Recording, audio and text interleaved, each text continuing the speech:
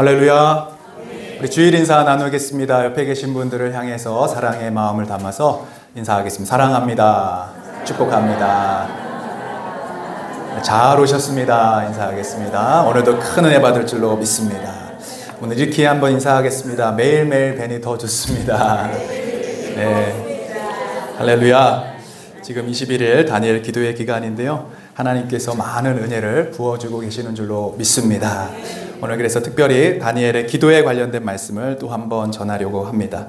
하나님은 지금도 살아서 역사하고 계십니다. 믿으십니까?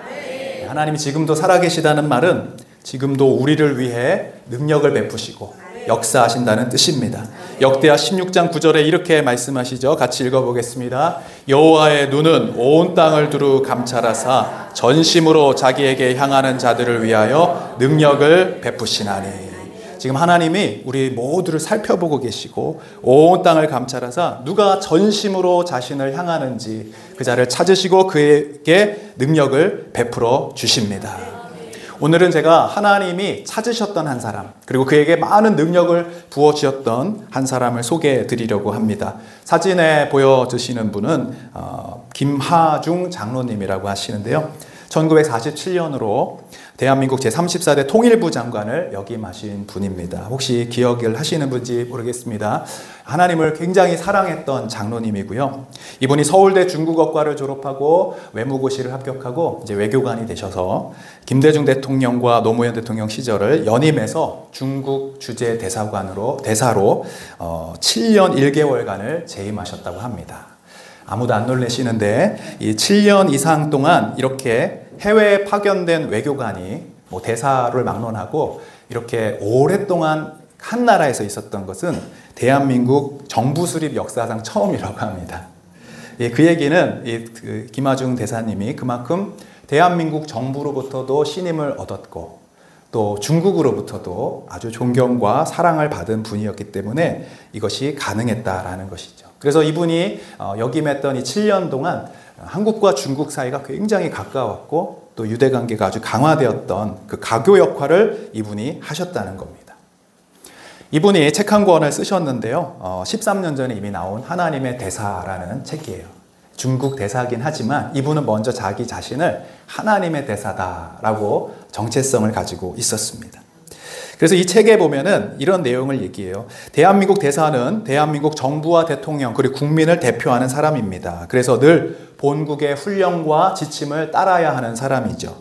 그러나 스스로를 하나님의 대사, 대한민국의 대사이기 전에 하나님의 대사로서 여겼기 때문에 항상 봉직하는 동안 어떠한 일이든 하나님께 먼저 뜻을 구했고 하나님의 음성을 귀 기울였고 모든 일들을 하나님의 순종했던 분이셨다라는 것이죠. 그리고 하나님의 뜻을 깨닫게 되었다면요, 누구도 두려워하지 않았고 그 직책에 전혀 연연하지 않고 오직 그 말씀에만 순종했다라고 말씀하고 있습니다. 일례로 이 책에 나왔던 한 간증 중에 이야기가 있는데, 여러분 2002년에 지금 코로나처럼 사스라고 하는 아주 급성 호흡기 전염병이 유행을 했었습니다. 기억하시죠? 그 사스라는 병이 지금으로 말하면 전염력이 훨씬 코로나보다는 약합니다만 그 처음 충격은 아마 지금 코로나보다 더했던 것 같아요. 왜냐하면 이건 도대체 정체가 뭔지도 몰랐고 치료제도 몰랐고 이 중국 광동성에서 처음 시작이 돼서 이 동남아 전체를 지금 홍콩이라든지 대만 이런 쪽으로 유행을 했었습니다.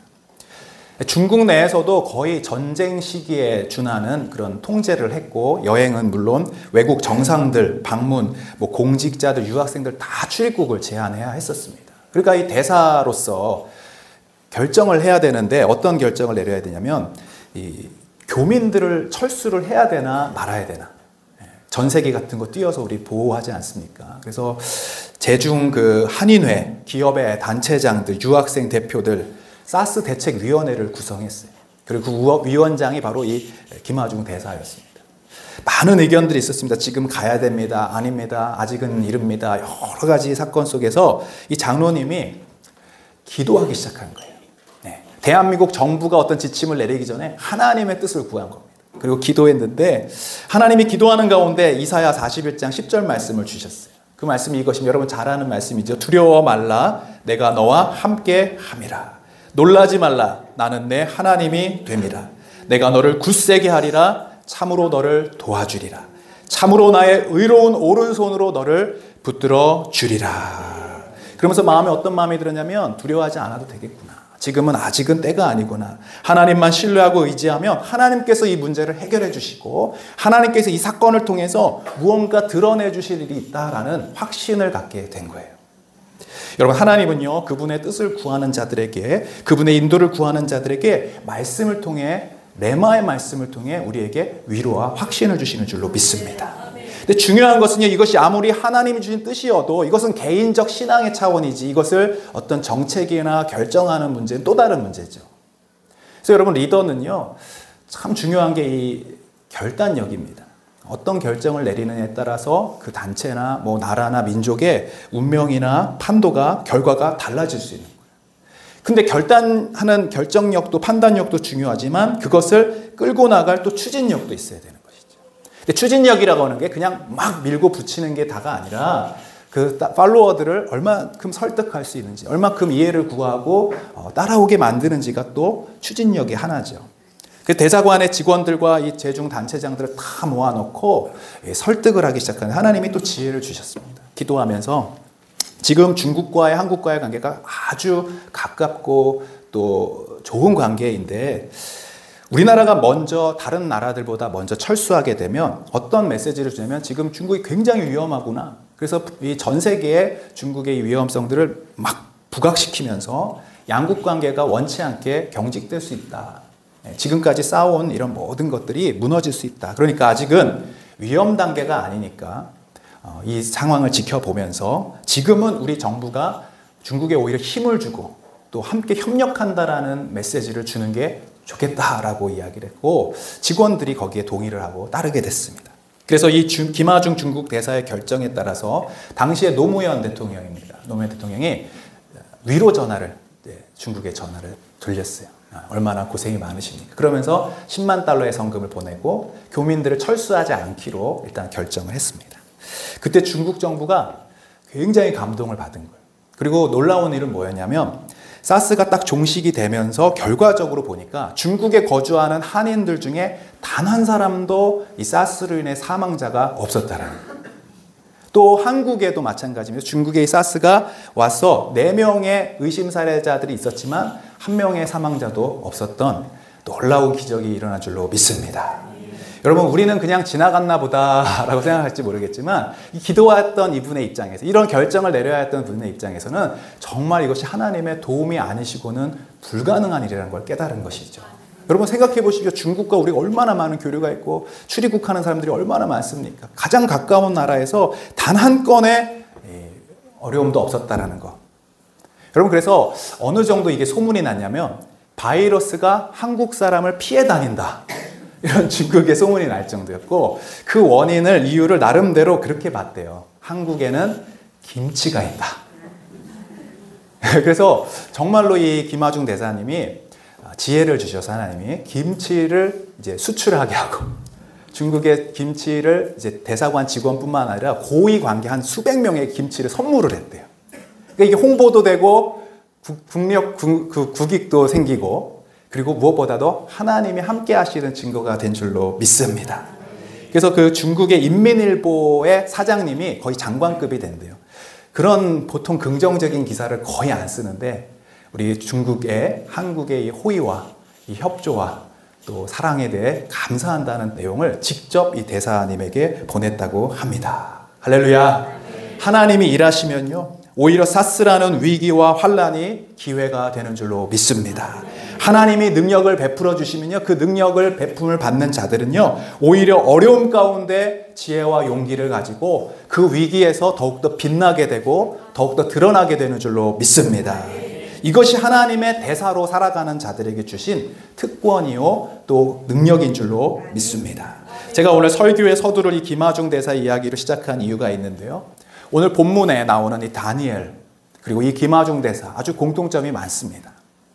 첫 번째는 믿지 않는 세상에 다니엘 역시 바벨론이라고 하는 하나님을 알지 못하는 전혀 믿지 않는 나라의 왕 밑에서 고위 공직자로 오늘날 말하면 공무원으로 근무했던 것입니다.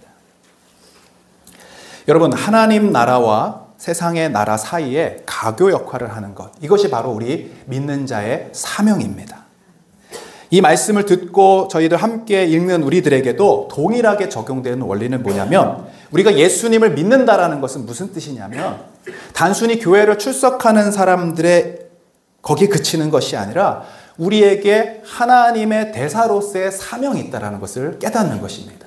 우리의 삶의 자리에 하나님이 우리를 파송하셔서 여러분의 직장과 여러분의 학교와 여러분의 가정과 여러분의 사업처로 하나님의 대사로 여러분이 파송받은 자들임을 여러분 기억하시기를 축복합니다.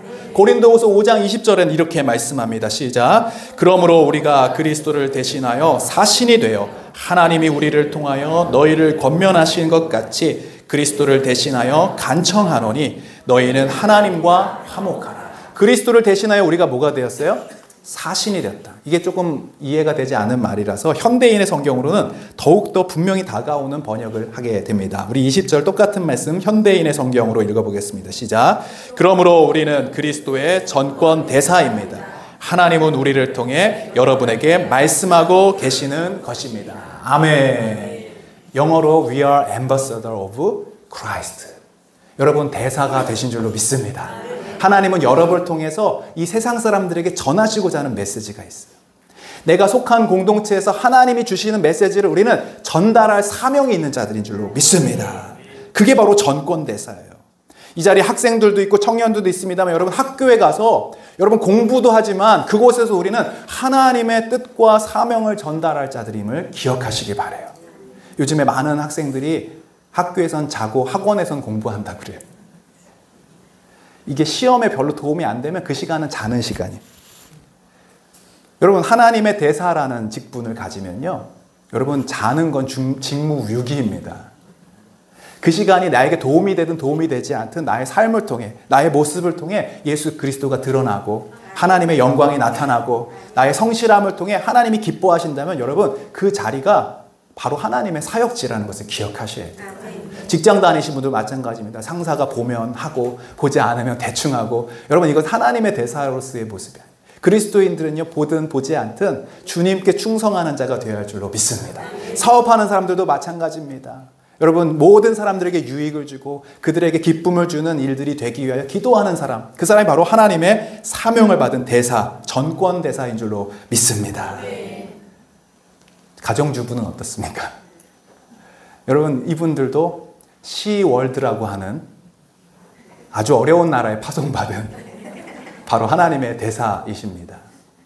시어머니, 시누이, 시자가 들어가면 굉장히 싫어한다 그래요.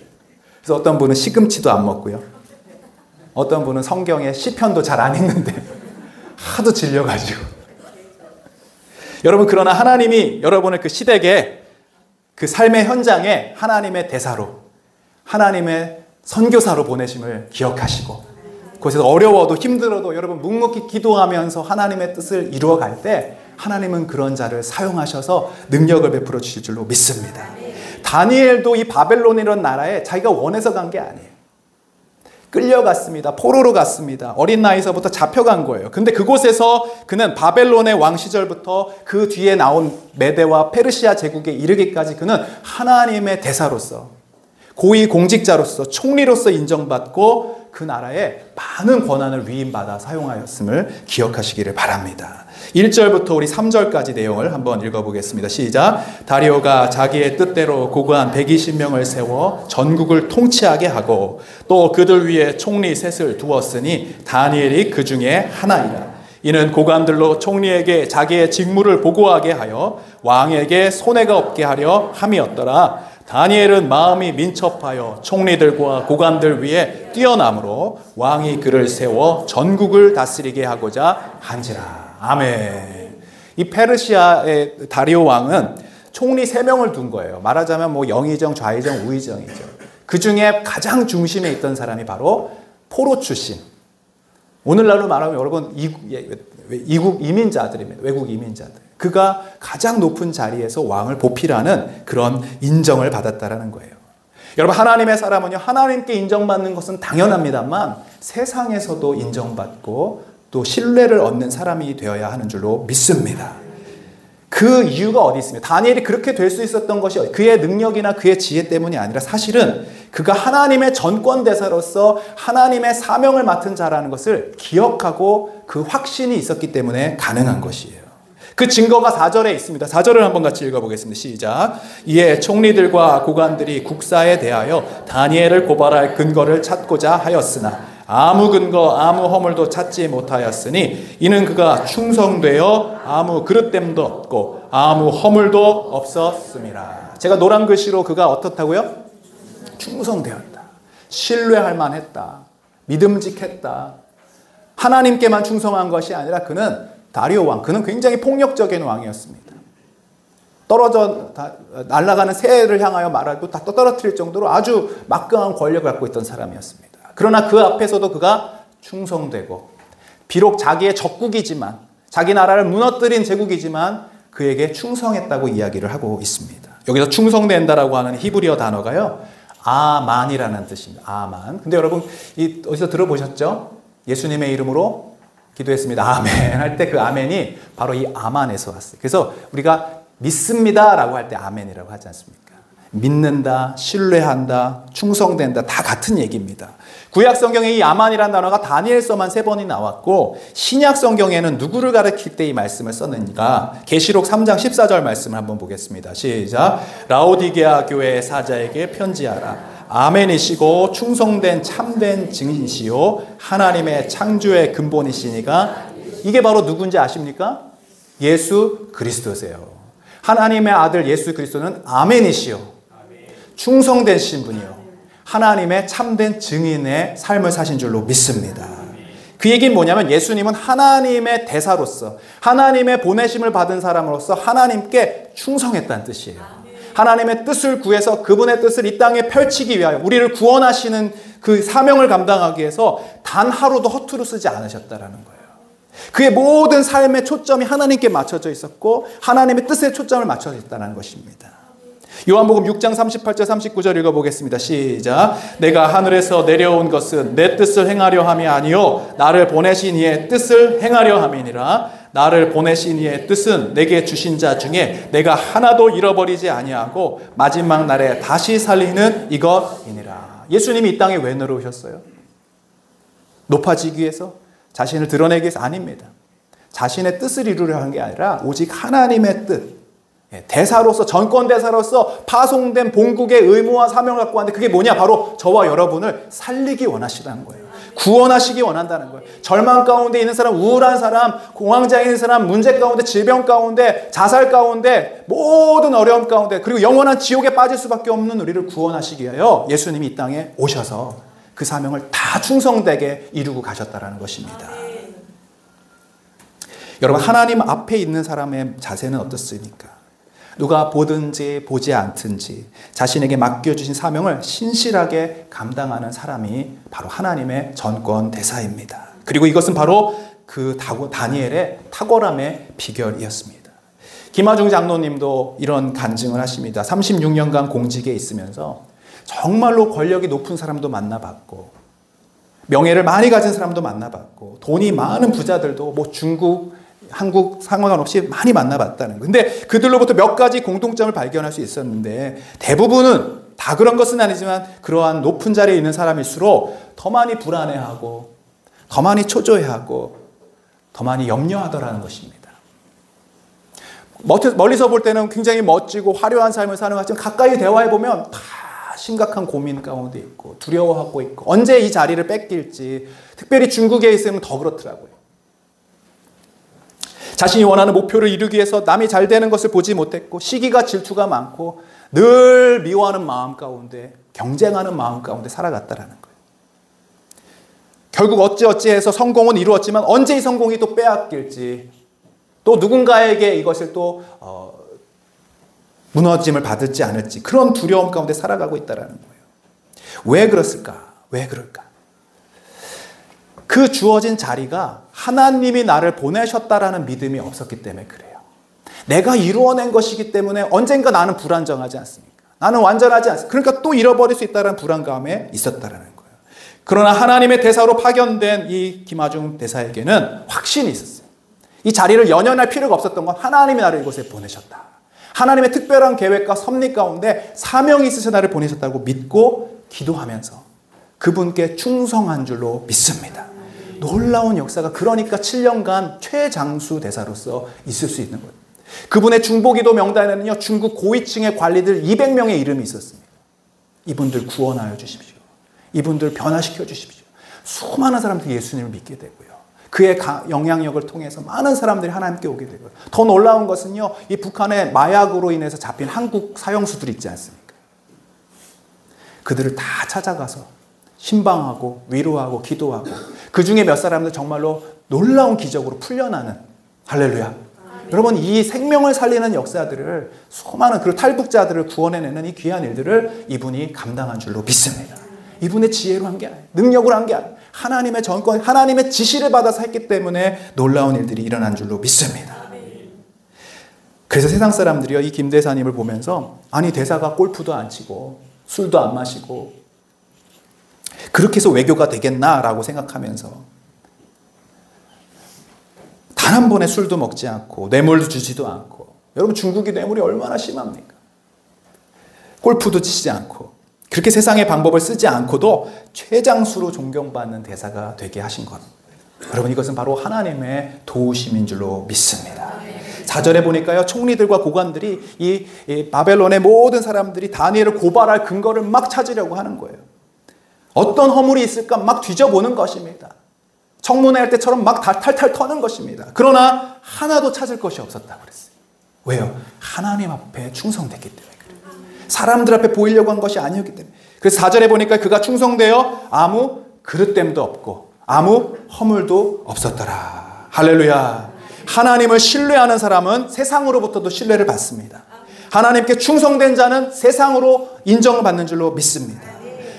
다니엘과 이 김야중 대사님의 공통점이 또 하나 있다면 그 두 사람은 기도의 사람이었더라는 거예요. 하나님이 나를 이곳에 보내셨다는 믿음과 확신을 가지고도 두려울 때가 있죠.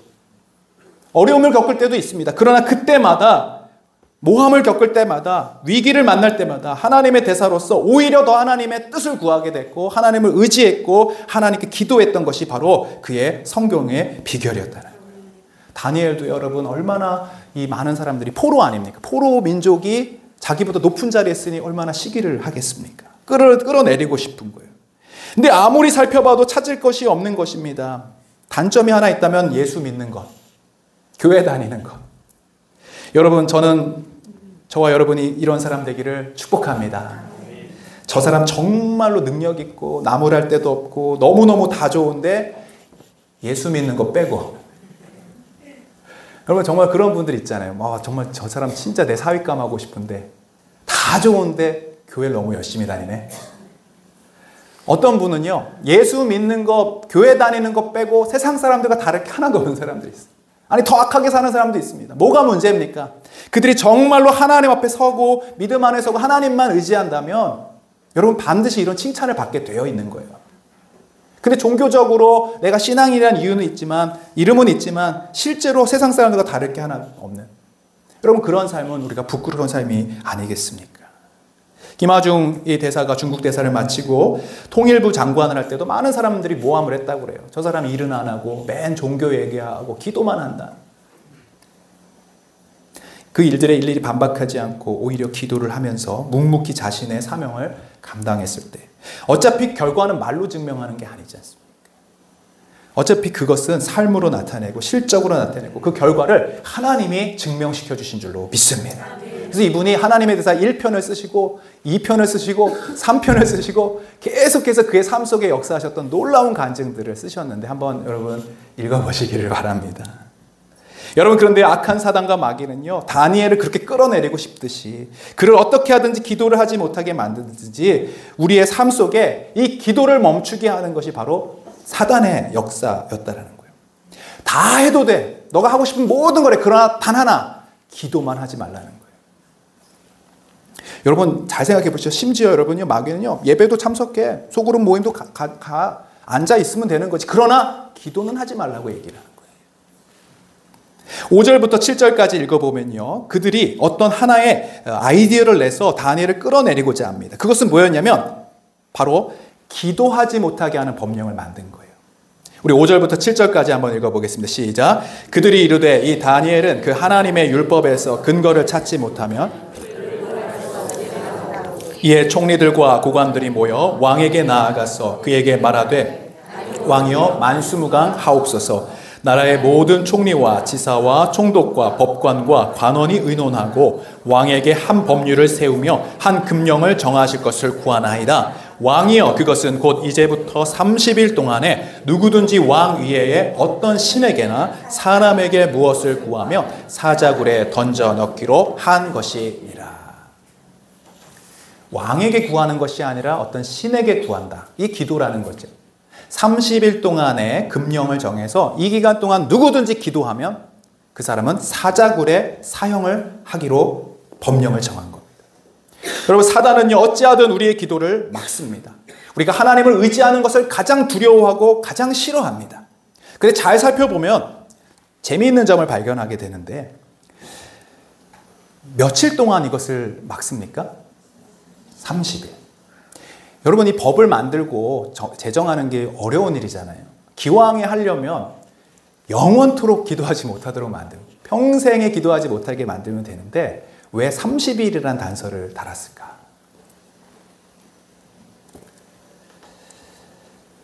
사단은요 우리를 믿음에서 떠나게 하고 유혹할 때 아주 합리적인 방법으로 유혹합니다. 아마 평생 기도하지 말라고 했으면 반발하는 사람도 꽤 많았을 거예요. 근데 조건이 딱 한 달이에요. 30일만. 여기에는 누구도 반대할 사람이 없습니다. 아무리 충성된 사람이어도, 왕에게 아무리 한 사람도 30일 정도면 그럴 수 있지라고 생각하게 하는 것이죠. 마귀는 이렇게 우리에게 속삭합니다. 기도를 아예 하지 말라는 건 아니야.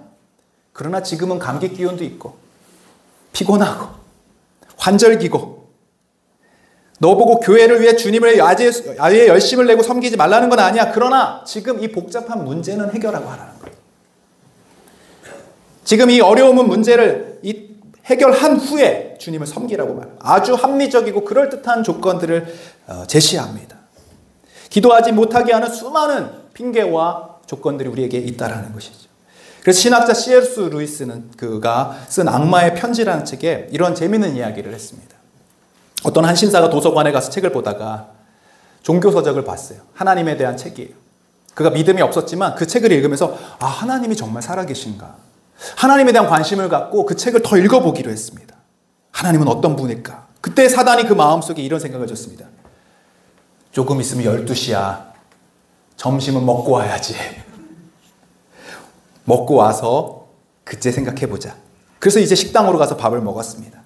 밥을 먹다가도 갑자기 하나님에 대한 생각이 멈춰지지 않았어요. 하나님은 어떤 분이실까? 그때 갑자기 사단은 그렇게 마음에 속삭였습니다. 밥 먹는데 소화 안 되게 일단 밥 먹는데 집중하고 그건 나중에 생각해보자. 식사를 끝내고 다시 도서관으로 가려고 할 때 사단은 이렇게 방해했습니다. 그런 생각은 한가할 때나 하고 지금 급한 일을 끝내놓고 나중에 하자고, 내일 하자고 이렇게 말했다고 합니다. 결국 그 신사는 하나님에 대한 아무런 지식도 얻지 못한 채 도서관을 나고 집을 향했습니다. 그때 사단은 그의 뒷모습을 향해 미소를 띄었다라는 거예요. 여러분, 사단은 다른 작전 쓰지 않습니다. 미루기, 지연 작전을 통해 우리의 믿음을 빼앗습니다. 머리가 아프다, 몸이 안 좋다, 기분이 나쁘다, 바쁘다. 여러분, 기도하지 못할 여러 가지 이유들이 있습니다. 그리고 이런 생각할 수 있습니다. 기도는 평생 하는 일인데 고작 30일간만 미룬다고 해서 무슨 큰일이 나겠는가? 아닙니다, 여러분. 하나님의 역사는 바로 그 30일 안에 이루어지는 거예요. 하나님의 놀라운 기적은 오늘 우리 가정을 구원하시고 회복하시는 그 일은 이 하나님이 정하신 그 기간에 일어나는 줄로 믿습니다. 우리가 20일이란 다니엘 기도회를 정하는 것, 여기에 무슨 미신적인 의미가 있는 것은 아닙니다. 20일을 안 하면 안 되는 것이 아닙니다. 그러나 이 기간에 하나님은 일하시기를 원하신다는 거예요. 마귀는 이 기간을 두려워하고 있다는 거예요. 그래서 우리 마음 가운데 여러 가지 감정적인 모든 부담적인 것들, 정서적인 바쁜 스케줄과 일정들을 통해 방해하는 것입니다. 21일간 이미 첫날에 응답이 왔다고 말씀드렸어요. 그러나 그 20일 동안 어떤 역사가 있었어요? 계속 영적인 전쟁들이 있었어요. 근데 다니엘은 어떻게 했습니까? 여러분, 9절 10절을 한번 읽어보겠습니다. 시작. 이에 다리오 왕이 조서에 왕의 도장을 찍어 금령을 내니라. 다니엘이 조서에 왕의 도장이 찍힌 것을 알고도 자기 집에 돌아가서는 윗방에 올라가 예루살렘으로 향한 창문을 열고 전에 하던 대로 하루 3번씩 무릎을 꿇고 기도하며 그의 하나님께 감사하였더라. 아멘. 이 조서에 왕의 조서 금령이 찍힌 걸 알았어요. 기도하면 이제 죽는다는 것을 알았습니다. 그러나 그는 집에 돌아가서는 예루살렘을 향한 창문을 활짝 열고 전에 하던 대로 늘 하던 습관대로 하루 3번 무릎을 꿇고 기도했다라는 거예요. 30일만 쉬면 되는데, 아니 기도를 하다 하더라도 창문을 닫고 하면 되는 것인데 어리석지 않습니까? 다니엘에게 기도하는 삶은 어떤 이벤트가 아니었습니다. 문제가 있을 때 하는 어떤 행사가 아니었습니다. 기도는 하나님과의 끊임없는 교제였어요. 마치 우리가 호흡을 하듯이, 영적인 호흡을 하듯이 어떤 문제가 있다고 해서 그 호흡을 참는 게 아니라 우리는 계속해서 하나님의 생명을 공급받는 시간들이 필요하다는 거예요. 육적인 두려움을 두려워하지 않을 수 있었던 것은 무엇입니까? 바로 하나님만이 우리에게 영원한 생명을 주실 수 있는 분이라는 것을 믿었기 때문인 것입니다. 저는 오늘 10절을 통해서 이 다니엘의 기도, 아주 짧은 10절의 한 구절이지만 여기서 우리의 기도의 중요한 원리, 흔들리지 않는 기도의 능력이 여기서 나오는 것을 2가지 원리를 말씀드리려고 합니다. 첫 번째 한번 읽어보겠습니다. 시작. 다니엘은 구체적인 기도의 시간과 장소를 정했습니다. 우리의 기도가 자꾸 흔들리고 지속되지 못하는 이유는 구체적인 기도의 시간 그리고 장소가 없기 때문에 그래요. 하고자 하는 마음은 다 있습니다. 아마 여기서 기도 안 하고 싶은 사람은 아무도 없을 거예요. 그러나 무엇이 문제입니까? 믿음이 없는 게 문제가 아니에요. 삶의 우선순위, 그 구체적인 장소와 시간을 결정하지 못했다라는 거예요. 유대인들은 보통 하루 3번을 기도했습니다. 아침 9시, 그리고 정오 12시, 그리고 오후 3시. 그리고 그 먼저 시간을 정한 후에 그 나머지 시간들에 자신들의 일상을 맞추어 정했습니다. 시편 55편을 보면 다윗도 그러한 기도를 드렸던 것을 보게 되는데요. 17절 말씀 한번 읽어보겠습니다. 시작. 저녁과 아침과 정오에 내가 근심하여 탄식하리니 여호와께서 내 소리를 들으시리로다. 저녁과 아침과 정오. 구체적인 기도의 시간이 다윗에게도 있었다라는 거예요. 교회사를 보면요, 교회 역사 속에서 훌륭하게 쓰임받았던 종교개혁자들, 또 청교도들, 위대한 성인들, 위인들은요, 다 이 3번의 기도 시간들이 있었습니다. 첫 번째는 새벽 기도입니다. 아침 기도일 수도 있고요, 일을 시작할 때 하는 기도였습니다. 두 번째 기도는 일터 기도라고 불리는 것이었는데요, 일하는 곳에서 잠시 일을 하는 중간에 그의 하루의 삶을 주님께 의지하고 구하는 기도를 드렸습니다. 세 번째는 마감 기도였습니다. 하루를 마감하면서 하나님 앞에 부족했던 모습을 고백하고 회개하며 마치 저녁에 샤워를 하듯 우리의 삶의 연약함들을 고쳐나가고 반성하고 또 기도하는 시간들을 가졌습니다. 어떤 분은 그렇게 말합니다. 기도가 그렇게 형식적일 필요가 있습니까? 그렇게 종교적일 필요가 있습니까? 여러분, 근데 이것은 형식의 문제가 아니라 우선순위의 문제를 말하는 거예요. 우리의 삶에 이 기도가 우선순위 되지 않으면 사실은 다른 모든 것들로 쉽게 대치될 수밖에 없는 게 우리의 삶이라는 것이죠. 여러분, 이런 예화를 들어보셨을 겁니다. 2 병이 있는데 유리병에다가 돌과 모래를 일정한 양을 넣는 것입니다. 모래를 먼저 붓고 그 위에 돌을 넣으면요, 한번 그림을 보여주십시오. 다 안 들어갑니다. 한번 해보시면 알 겁니다. 근데 돌을 먼저 넣고 거기다 모래를 넣으면 똑같은 양이 다 들어가게 됩니다. 무엇을 얘기하느냐? 사실은 이것은 자기 개발을 말하는 사람들의 예화 속에 나오는 건데요. 정말 중요하고 긴급한 일들을 먼저 하라는 거예요. 그리고 나서 나머지 일들을 채워나가라는 것입니다. 여러분, 그런데 생각해 보십시오. 기도도 중요하지만 다른 일들도 중요해요. 기도도 중요하지만 정말 긴급하게 해야 될 많은 일들이 있어요. 그래서 우리는 그것부터 넣지만 결국에는 그것도 해결하지 못하고 기도도 하지 못하게 된다. 근데 여러분, 한번 하나님을 의지하는 마음으로 우리의 시간에, 우리의 삶의 우선순위에 정말로 중요하고 긴급한 기도의 우선순위를 넣어보십시오. 하나님께서는 모든 일들을 그분의 능력 안에서 정리되게 하시고 그 기도 가운데 지혜를 주셔서 해결하게 하시고 우리의 삶을 바르게 잡아주시는 은혜가 있을 줄로 믿습니다. 여러분, 이것은 우리 많은 기독교인들의 간증입니다. 기도가 필요하고 기도를 통해 역사하신 하나님을 만나는 것은 단 몇 사람의 성경 속에 나오는 사람들의 이야기가 아니라 하나님의 살아계신 역사를 경험한 사람들의 증거들이 있다는 거예요. 지금 21일 다니엘 기도회가 벌써 20년째를 하고 있습니다. 지금 16,000교회가 참여를 하고 있어요. 여러분, 이게 아무런 능력도 없고 아무런 기도의 역사가 나타나지 않는다면 이것이 어떻게 지속될 수 있겠습니까? 놀라운 치유가 일어나고 우리 교회도 마찬가지입니다. 근데 마귀는요, 딱 30일만 기다리라고 합니다. 오늘만 참으라고 합니다. 성경에 보면요, 이 형식적으로 보이는, 다소 의무적으로 보이는 이 기도 시간에 하나님의 기적의 역사가 일어난 증거들이 참 많이 나옵니다. 사도행전 3장 1절을 한번 볼까요? 시작. 제9시 기도 시간에 베드로와 요한이 성전에, 9시면은요, 유대인의 시간 9시면 6을 빼면 우리나라 시간입니다. 오후 3시를 말하는 거예요. 오후 3시에 정해진 기도 시간이 있었어요. 베드로와 요한이 성전에 기도하러 올라가는 때 누구를 만나냐면 안진뱅이, 지체장애자를 만나요. 그가 하나님의 능력으로 그를 고쳐주게 되는데 놀라운 기적이 그 자리에, 기도하는 자리에 일어나게 되는 거예요. 사도행전 10장을 볼까요? 같이 시작. 이튿날 그들이 길을 가다가 그 성에 가까이 갔을 그때에 베드로가 기도하려고 지붕에 올라가니 그 시각은 제6시. 왜 시각을 말한 줄 아십니까? 이 6시는 바로 정해진 기도의 시간이었어요. 하나님과의 약속의 시간이었어요. 6시니까 지금 몇 시예요? 12시입니다. 점심 식사 전이에요. 아직 식사하기 전이에요. 여러분, 이 사건이 뭔지 아십니까? 이방 사람 고넬료를 하나님이 구원하시겠다고 하는 그 사명을 이 베드로에게 보여주시는 거예요. 아마 베드로가 이 시간에 기도하지 않고 이 환상을 보지 않았다면 이방인들의 구원의 역사가 여기서 멈춰졌을지도 모르요. 아마 우리가 구원받는 일들이 일어나지 않을 수 있다는 거예요. 근데 베드로는 잠시 점심 식사 전에 하나님께 지혜를 구하고 정기적으로 의무적이고 사실은 습관적인 기도이긴 하셨지만 그 시간에 하나님이 보여주신 환상 속에서 놀라운 지혜를 얻고 사명을 깨닫게 된 줄로 믿습니다. 여러분, 가장 중요한 사도행전 사건, 바로 오순절 성령 강림, 교회가 탄생한 사건도 역시 기도 시간에 있었습니다. 사도행전 2장 15절 말씀 한번 읽어보겠습니다. 시작. 때가 제3시니 너희 생각과 같이 이 사람들이 취한 것이 아니라.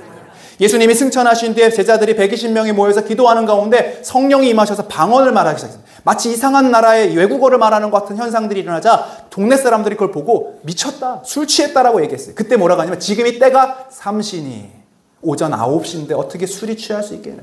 이것은 성령의 역사고 하나님의 능력이 나타나는 것이다라고 말씀하면서 그때 놀라운 성령의 기름 부음의 역사가 나타나고 거기에 교회가 세워진 줄로 믿습니다. 하나님은 우리에게 하나님을 약속한 시간, 주님께 정해진 시간을 나아갈 때 하나님은 그 시간을 기다리고 계셔요. 여러분, 마치 자녀가 아버지에게 손을 벌리면 나를 안아달라고 기도할 때 그 아버지가 마치 기다리고 있듯이, 먼저 기다리고 있듯이 우리를 살펴주시고 우리를 안아주실 줄로 믿습니다. 이것저것 우리의 삶에 바쁜 여러 가지 다 세팅해놓고 그 다음에 기도 시간을 넣으려면 절대로 할 수가 없는 거예요. 그것은 마귀의 작전이라는 것입니다. 믿음이 없어서 기도 못하는 게 아니에요. 난 믿음이 약해. 아니에요, 여러분. 우선순위에 그 삶을 정해놓으시기 바랍니다. 장소를 정하시기 바랍니다. 어떤 분은 그래요. 나는 기도할 마음이 내키지 않는데 억지로는 하고 싶지 않아요. 억지로 하는 일 하나님 기뻐하실까라는 생각은 또 하게 되죠. 여러분, 그런데 여러분 출근할 때 기분 좋게 가시는 날이 며칠이나 되십니까? 학교 가는 우리 학생들 아침에 너무 기뻐, 오늘도 열심히 공부하고 와야지 하고 하는 친구가 거의 없다고 생각해요. 근데 여러분 출근할 때요, 의무적으로 가든 욕하면서 가든 불평하면서 가든 30일이 끝나면 월급이 나와요. 그래요, 안 그래요? 우리가 불평하는 마음으로 가든 의무적으로 가든 습관적으로 기도하러 가든 그 기도의 자리에 나오면 하나님의 보상과 하나님의 축복과 하나님의 은혜가 우리를 기다리는 줄로 믿습니다. 할렐루야. 기도가 실제적인 사람들은요, 하나님을 실제적으로 만나게 됩니다. 반대로 내 삶에 하나님이 잘 느껴지지 않아요. 전 하나님을 한 번도 만나본 적이 없어요. 하나님을 경험한 적이 없어요 하는 사람들은 그 삶에 기도가 실제적이지 않다라는 거예요. 그 말은 뭐냐면 삶의 우선순위에 있지 않다라는 거예요. 다니엘은 총리였습니다. 여러분 생각해 보시죠. 얼마나 바쁠까요? 그 무서운 왕을 모시며 살아갈 때 얼마나 일상이 바쁠까요? 김하중 대사가 그런 예화를 썼더라고요. 김대중 대통령이 이렇게 모시고 중요한 일들을 의전 비서관으로 있을 때 자꾸 밖에 나갔다 오겠다는 거예요. 뭐 놓고 왔다고. 왜 이렇게 놓고 온 게 많냐고 막 이렇게 꾸중을 했는데 그게 뭐였냐면 중요한 일을 결정하기 전에 잠깐 나가서 기도하고 온 거예요. 하나님 도와주세요. 그렇게 대통령을 돕고 그렇게 지혜를 구하고. 여러분, 우리의 삶에 물론 교회에 오셔서 할 수도 있고 가정에서 할 수도 있고 직장의 어느 한 공간 이용해서 할 수도 있을 것입니다. 그러나 여러분, 그 자리를 하나님과 만나는 자리로, 하나님과 만나는 시간으로 세팅을 하십시오. 하나님은 여러분과 함께 하시고 놀라운 축복으로 임하여 주실 줄로 믿습니다. 두 번째, 우리 한번 같이 읽어볼까요? 시작. 다니엘은 하나님을 온전히 신뢰하는 기도를 드렸습니다. 10절에 우리가 주목해서 볼 단어가 있는데 바로 창문을 열고라는 거예요. 그리고 무릎을 꿇었다라는 거예요. 마지막으로 하나님께 뭐 했어요? 감사했다. 이 말은 뭐냐면 하나님을 온전히 신뢰하였다는 거예요. 여러분, 문을 닫고 할 수도 있었습니다. 사람들에게 보이지 않고 할 수 있습니다. 그러나 문을 활짝 열었다는 것은 뭐냐면 나의 기도를 들으라라는 거예요. 나는 너희를 두려워하지 않는다라는 표시입니다. 왜? 하나님이 함께 하시기 때문에. 너희들이 아무리 나를 모함하고 나를 위협 가운데 빠뜨리려고 할지라도 하나님이 나를 지키시면, 하나님이 나를 도우시면 나를 해할 자가 없다라는 것을 보여주기 위한 것이에요. 온전히 하나님을 신뢰했기 때문에 그래요. 무릎을 꿇고 겸손히 기도할 때, 우리가 무릎을 꿇으면 하나님은 일어나시기 시작하십니다. 우리가 손을 모으기 시작하면 하나님은 손을 벌려서 일하기 시작하십니다. 여러분, 이것이 바로 하나님을 온전히 신뢰하는 자들의 능력인 줄로 믿습니다. 예수님께서도 이렇게 말씀하셨습니다. 우리 누가복음 11장 읽습니다. 시작. 예수께서 그들에게 대답하여 이르시되 하나님을 믿으라. 내가 진실로 너희에게 이르노니 누구든지 이 산더러 바닥에 던져지라 하며 그 말하는 것이 이루어질 줄 믿고 마음에 의심하지 아니하며 그대로 되리라. 아멘. 여러분, 혹시 가족 중에 믿지 않은 분들을 위해 오랫동안 기도하는 분들 계십니까? 정말 기도하고 기도해도 자녀들이 돌아오지 않고 염려가 되는 분들이 있습니까? 사실 이 김하중 대사가 처음부터 예수님을 믿은 분이 아닙니다. 46살에 예수님을 처음 믿게 됐습니다. 어머니는 아주 신앙이 좋은 분이었어요. 그 자녀를 위해서 계속 기도하고 정말 새벽마다 간구했는데 이 아들이 돌아오질 않는 거예요. 잘 나가니까, 뭐 막 죽죽 뻗어나가니까. 그리고 아내도 믿지 않는 아내를 만난 거예요. 그러니까 이 어머니의 걱정이 더 많아졌죠. 아들만이 아니라 이제 며느리까지 기도를 하는 거예요. 그러던 어느 날 이 며느리가 중국의 베이징의 어떤 한 사람을 만나고 교회에 가서 예수님을 믿게 되는 거예요. 예배에 참여했는데 하나님을 만났다라고 하는 거예요. 얼마나 기뻐하는지 집에 와서 이 김하중 대사한테 저 하나님 만났어요. 아멘 소리가 나와야 되는데 김하중 대사는 그때부터 근심하기 시작했어요. 아, 미쳤구나. 광신자가 되기 시작했구나. 그러면서 새 남매를 데리고 나가기 시작하니 얼마나 불안해요. 그래서 교회를 갈 때 데려다 줬대요. 못 믿어서. 그리고 교회가 끝나면 주차장에서 기다리다가 바로 데리고 왔대는 거예요. 그렇게 8년을 왔다 갔다. 여러분, 믿음이 안 들어가도 참 안 들어가는 사람들 있지 않습니까? 교회까지는 오는데 그 문턱을 안 넘은 사람 있지 않습니까? 근데 아내가요, 정말로 오랫동안 기도를 하는 거예요. 결정적으로 돌아오게 된 게 그 딸이 베이징 대학교 2학년 다니는 딸이 있었는데 아빠 하루는 얘기 좀 하자는 거예요. 오랫동안 대화가 없었던 딸이었기 때문에 무슨 대화든 다 정말 들어주고 싶다 하는 마음으로 대화를 시작했는데 그 딸이 아빠 이제부터 예수님 믿고 우리와 같이 교회 가요라는 거예요. 그래서 처음에 당황해가지고 왜 이렇게 물어보고는 그냥 무시했대요. 그랬더니 앞으로 제가 아빠 교회 다닐 때까지 금식 기도할 거예요 그러더래요. 기숙사에 있는 딸이 금요일날 이제 와서 주일 저녁에 돌아갈 3일 동안 금토일 정말로 밥을 안 먹는 거예요. 아니 아버지가 이제 저녁 식사 먹으면 그 앞에 딱 앉는 거예요. 안 먹고. 그 얼마나 마음이 아파요. 먹어라. 아빠 교회 갈 때까지 못 먹어요. 그렇게 3주를 괴롭혔대요. 뭐 했겠습니까? 아내와 딸이 기도했겠죠. 근데 3주째 되는 날 더 이상은 안 되겠다. 야, 딱 얼굴이 막 말라가고 그래 알겠다 하루 나가자. 나가줄게. 그리고선 이제 주차장에만 있었던 그가 가족들과 함께 처음 예배에 들어간 날 성령께서 그를 확 만져주신 거예요. 찬양을 부르는데 정말 그 눈물들이 막 하고 그때 기억나는 게 어머니의 기도. 어렸을 때 자기를 위해 기도했던 그 기도. 그것이 생각나더라는 거예요. 할렐루야. 얼마나 기뻤겠습니까? 근데 기쁨과 동시에 두려움이 확 찾아오는 거예요. 내가 예수 믿기 시작하면 이제 술도 못 마시고 이제 골프도 못 치고 외교는 끝났다. 나는 성공은 끝났다라는 마음이 확 몰아치더라는 거예요. 그래서 듬성듬성 그때도 교회를 이제 하고 있었는데 어떤 사건이 있었냐면은 어머니가 위독하다는 소식을 들어요. 급히 한국에서 이제 연락이 와서 돌아갔습니다. 어머니가 임종을 앞두고 있는 거예요. 눈을 감고 계셔서 어머니 저 하중이 왔어요. 엄마 저 하중이 왔어요. 가만히 계시더래요. 엄마 저 교회 다니기 시작했어요. 엄마 기도대로 저 이제 교회 열심히 나가고 있어요. 그랬더니 갑자기 눈물을 주르르 흘리시더라고요. 그리고 몇 시간 안에 소천하신 거예요. 그래도 어머니 마음에 한 가지 기도의 제목, 아들 이제 예수님 믿고 하나님 자녀 되었습니다. 그 고백을 듣고 엄마가 얼마나 기뻐하셨을까 그 생각하고 이제 다 유품을 정리하고 도는데 성경책을 발견해요. 빨간 성경책, 밑줄을 긋는 거기에 한 책갈피에 이렇게 써 있었대요. 하나님 감사합니다. 저의 뜻대로 살지 않고 아버지의 말씀대로만 살게 하여 주옵소서. 우리의 자녀가 다니엘 선지자의 믿음을 본받게 하여 주시옵소서. 베이징으로 돌아가면서 그 비행기에서 이 어머니 성경책을 붙잡고 그가 약속을 했대요. 어머니 이제 정말로 제가 어머니 말씀대로 예수 잘 믿겠습니다. 어머니 믿음대로 저도 열심히 살겠습니다. 그렇게 기도하면서 나왔다라는 것입니다.